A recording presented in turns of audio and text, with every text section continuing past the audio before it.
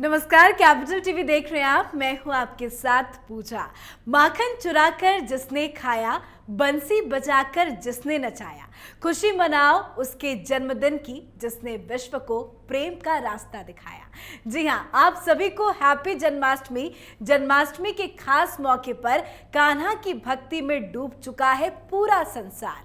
पूरे देश भर में जन्माष्टमी की धूम है, लोगों के अंदर काफी ज्यादा उत्साह है, तैयारियां जोरों शोरों से है। पर इस बार की जन्माष्टमी को लेकर लोगों के अंदर काफी ज्यादा कंफ्यूजन है कि कब मनाएं और कब नहीं मनाएं। तो आज अपने शो में आपके इस कंफ्यूजन को दूर करेंगे। जन्माष्टमी पर विशेष चर्चा के लिए मेरे साथ स्टूडियो में मौजूद हैं आचार्य हिमांशु उपमन्यु जी। आचार्य जी, बहुत बहुत स्वागत है आपका। राधे राधे। वंशे विभूषित करान्नवनीरदाभात् पीताम्बरः दरुणबिम्बफलाधरोष्टात् पूर्णेन्दु सुन्दरमुखा दरवेन्त्रिनेत्रात् कृष्णात् परं किमपि तत्त्वमहं न जाने। कृष्णाय वासुदेवाय हरये परमात्मने प्रणतक्लेशनाशाय गोविंदाय नमो नमः। सबसे पहले आपको जन्माष्टमी की ढेरों शुभकामनाएं। मेरा सबसे पहला सवाल आपसे ये है कि इस बार बहुत ज़्यादा कंफ्यूजन है कि 18 को मनाएं, 19 को मनाएं या 20 को मनाएं, तो असली तारीख क्या है, कब मनाई जाए जन्माष्टमी? जी देखिए, मतलब जो है इस बात को लेकर जो संशय उत्पन्न होता चला जा रहा है, बार बार बढ़ता भी चला जा रहा है।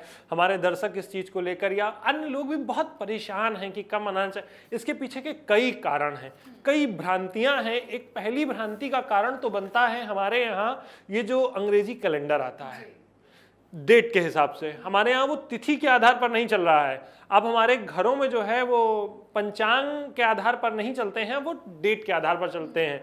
सभी वो जो है कैलेंडर वर्ष जो होता है उसके आधार पर अपना सब चलते हैं और डेट मना लेते हैं कि नहीं फला डेट होती है वो जी। ताकि हमारे यहाँ तिथि के आधार पर, सौर मंडल के आधार पर, चंद्रमा के आधार पर तिथि नक्षत्र इत्यादि गणनाएं होती हैं जिस आधार पर हमारे यहाँ त्योहार निर्धारित होते हैं। अब इसको लेकर जो संशय है उसका पहला कारण ये है, कहा जाता है जन्माष्टमी वह मनानी चाहिए जो मध्य रात्रि में अष्टमी हो। तो मध्य रात्रि में जो अष्टमी हो उसको लेकर इस बार संशय का कारण ये है कि 18 तारीख को मध्य रात्रि के समय से अष्टमी लग रही है, जिसको लेकर दर्शक परेशान है कि भाई अब रात्रि में लग गई है तो आज ही पूजी जाएगी जी। तो मैं उन दर्शकों को बता दूं वह सिर्फ रात्रि के समय ही है, इस कारण से वह नहीं ली जा सकती। रात्रि के समय तब ली जा सकती है जब वह सूर्य अस्त होने से पहले या फिर रात्रि में उस प्रहर से पहले लग चुकी हो जिस प्रहर में पूजन होना है। लेकिन यह अष्टमी तो उस प्रहर के समाप्त होते लग रही है, जिस कारण से 18 तारीख को जन्माष्टमी मनाने का कोई तर्क संगत उदाहरण हमें कहीं भी नहीं मिलता है। जो इसके हमें उदाहरण मिलते हैं वह ऐसे हैं कि जब अष्टमी 2 दिन पड़े, दोनों दिन मतलब जो है एक दिन सूर्य उदय के समय हो और एक दिन सूर्य अस्त के समय हो, तब फिर होता है कि किस दिन की लेनी चाहिए किस दिन की नहीं लेनी चाहिए, तब ये संशय वाली स्थितियां होती हैं। और एक जो मतलब जो दूसरा संशय है वह ये होता है कि कब संत अलग मनाते हैं और जो है हम लोग स्मार्त अलग मनाते हैं, वैष्णवों की अलग होती है। तो पहले हम समझ लें स्मार्त और वैष्णव क्या है। स्मार्त वह है जो हम सामान्य लोग हैं, सब जो अपने घरों में पूजा करते हैं, मंदिर में पूजा करते हैं। वैष्णव वह हैं जो हमारे संत हैं, जिन्होंने कोई गुरु दीक्षा ले ली है, अपने गुरु के आधार पर किसी मंदिर किसी देवालय या अन्यत्र बनाते हैं, उनके लिए है। जो ऋषि गणों या अन्य के लिए है वो उनके लिए है नक्षत्र संगत, अर्थात उनका मानना यही कि रोहिणी नक्षत्र में भगवान कृष्ण का जन्म हुआ था। वो उस समय को विशेष मानते हैं जिस नक्षत्र में भगवान का जन्म हुआ, क्योंकि जब नक्षत्र के आधार पर चलते हैं तो ग्रहों की स्थिति वो होती है जो भगवान कृष्ण के जन्म के समय थी। चंद्रमा की स्थिति वही होती है और चंद्रमा उस समय मतलब भाग्य उदय कारक रहता है। उस स्थान उस समय जहां पर भी वो अमृतमयी दृष्टि पड़ती है चंद्रमा की, तो वो अमृतकारी समय होता है। उनका मानना ये है कि उसी समय जब चंद्रमा सौर मंडल में उस जगह पर आ जाए, हमारे ऋषियों को इस बात की समझ थी, जानकारी थी, इसीलिए वो नक्षत्र के आधार पर उस त्योहार को, उस पूजन को करते चले आ रहे हैं। और हम वैष्णव जो हैं, हम सौर मास के आधार पर करते हैं, और जो हमारे सूर्य की स्थिति है, जो हमारा पंचांग चलता है, तिथि के आधार पर, हम लोग तिथि के आधार पर करते हैं, और वो हम लोग स्मार्त कहलाते हैं, जो तिथि के आधार पर पूजन करते हैं। अब इसमें जो संशय है, इस बार का मैंने आपसे जैसा कहा कि लोग 2 तिथियां मानते हैं, तो इस बार मैं बता दूं कोई ऐसी संशय की स्थिति नहीं है। मन में कतई संशय मत लाइए आप अपने।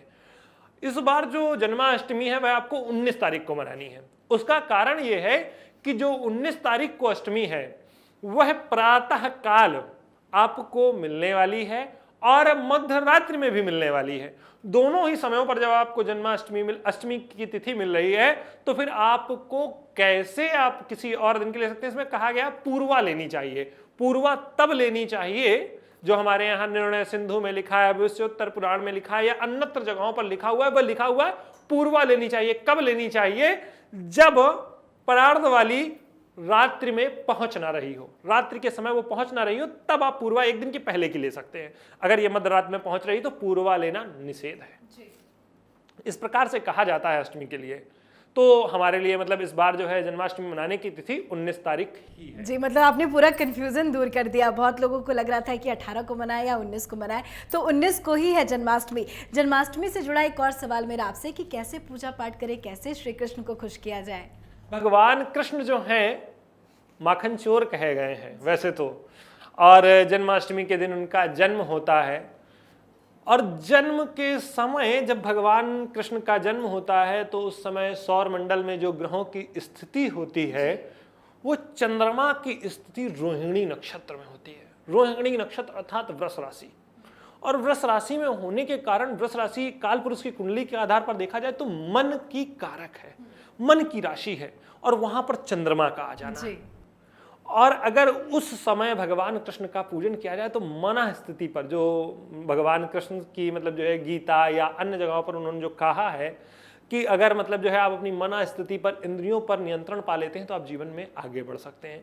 तो यही वो समय होता है जब चंद्रमा की स्थिति वहां होती है जहां से मन का नियंत्रण है। तो आप जो है उस समय अगर भगवान कृष्ण का पूजन करते हैं तो मन स्थिति पर आप नियंत्रण पाते हैं और जीवन में कई सारी चीजें आप पाते चले जाते हैं। अब पूजन के लिए तो हमारे जो दर्शक हैं उन्हें मैं बता दूं, प्रातः कालीन स्नान करके आपको व्रत करना चाहिए। आप जिस प्रकार से पूजन करते हैं आपको उसी प्रकार से पूजन करना चाहिए। आप उसी प्रकार से पूजन करें, भजन करें, भगवान नारायण का दिन में अपना जो है पंचामृत, पंजीरी, पुआ इत्यादि जो भी आप बनाना चाहते हैं अपने घरों में आप वो बना लें। और सायंकालीन जब भगवान के जन्म का रात्रि में समय हो, जब बांके बिहारी जी का जन्म हो बांके बिहारी मंदिर में, उसी समय आप भी अपने घर में भगवान कृष्ण का जन्म करें। लेकिन यहां से आरंभ होगी आपकी पूजन की विधा। जो हमारे दर्शक अपने जीवन में चाहते हैं कि भगवान कृष्ण उनकी शारीरिक समस्याओं को दूर कर दें, तो उन्हें जो है भगवान कृष्ण को सिर्फ पंचामृत से स्नान नहीं कराना चाहिए। उन्हें जन्म के बाद भगवान कृष्ण के उस बाल स्वरूप को शहद से स्नान कराना चाहिए। और शहद से स्नान कराने पर उनकी जीवन में जो भी मतलब कमियां हैं, उनकी शारीरिक कमियां हैं, वो सभी दूर हो जाती हैं। ये उनके पूजन से जुड़ा हुआ एक छोटा सा कारण है, क्योंकि भगवान कृष्ण जो है कहा गया है कि मीठी चीजें, मिश्री और माखन, तो शहद जो है वो मीठा तो होता ही है और साथ में उसमें फलों का जो केसर होता है तो वो भी होता है, जिस कारण से भगवान कृष्ण आपके जीवन को सुगंधित और संतुष्टित बना देते हैं। तो शहद का स्नान भगवान कृष्ण को जरूर कराना चाहिए। बाकी पूजन की विधा यह है कि अगर भगवान को मलयाचल चंदन लगाया जाए, क्योंकि भगवान कृष्ण को चंदन बहुत प्रिय है, तो आपको जब पूजन करें तो भगवान कृष्ण को स्नान के बाद, शहद स्नान के बाद पंचामृत से स्नान कराएं, गंगा जल से स्नान कराएं और उसके साथ ओम श्रीमन्नारायण इस मंत्र का जप करते जाएं। श्रीमन्नारायण नारायण हरे हरे, श्रीमन्नारायण नारायण हरे हरे। चाहिए। इस मंत्र का आप जप करते जाएं। यह मंत्र आपको जीवन की सभी समस्याओं से बाहर कर देगा, क्योंकि मैं आपको और भी कई कठिन मंत्र या श्लोक बता सकता हूं, लेकिन उन्हें आप याद नहीं कर पाएंगे, उन्हें आप बोल नहीं पाएंगे। इस कारण से मैं आपको ये साधारण सा, बहुत ही मतलब जो है साधारण से अक्षरों से सुसज्जित, बहुत ही विशाल काई मतलब जो है फल देने वाला मंत्र आपको बता रहा हूं। इसका जप करते जाएं। भगवान कृष्ण का जन्म के बाद स्नान, और फिर उसके बाद उन्हें चंदन लगाएं, वस्त्र पहनाएं, और उसके बाद आपने जो भोग निर्मित किया है वो जरूर लगाएं। और इस भोग में माखन और मिश्री जरूर होनी चाहिए, क्योंकि माखन और मिश्री भगवान कृष्ण को बहुत पसंद है, बहुत ही प्रिय है। तो आप माखन मिश्री का भोग लगा सकते हैं और उनकी पूजा करें, और उसके पश्चात उनकी आरती करके ही आप भोजन ग्रहण करें। तो आपको इस बार का व्रत 19 तारीख को करना है, और आपको व्रत का विधान भी मेरे द्वारा बताया गया है। कोई मन में संशय ना रखें आप लोग अपने। जी, आपने बहुत बड़ा कंफ्यूजन दूर कर दिया, बहुत बहुत शुक्रिया आचार्य जी। जी, राधे राधे। तो मुरली मनोहर ब्रज की धरोहर वो नंदलाला गोपाला है, बंसी की धुन पर सब दुख हरने वाला है, मुरली मनोहर आने वाला है। जी हाँ, माखन चोर नंद किशोर, बांधी जिसने प्रीत की डोर, वो हर घर आने वाला है। तैयारियां भी जोरों शोरों से है। 18 या 19 अगस्त जन्माष्टमी की डेट को लेकर उम्मीद करती हूं कि आपका कंफ्यूजन दूर हो गया हो। इस बार आप जन्माष्टमी 19 तारीख को ही मनाएं, और आप सभी को कृष्ण जन्माष्टमी की ढेरों बधाइयां। देखते रहिए कैपिटल टीवी। नमस्कार।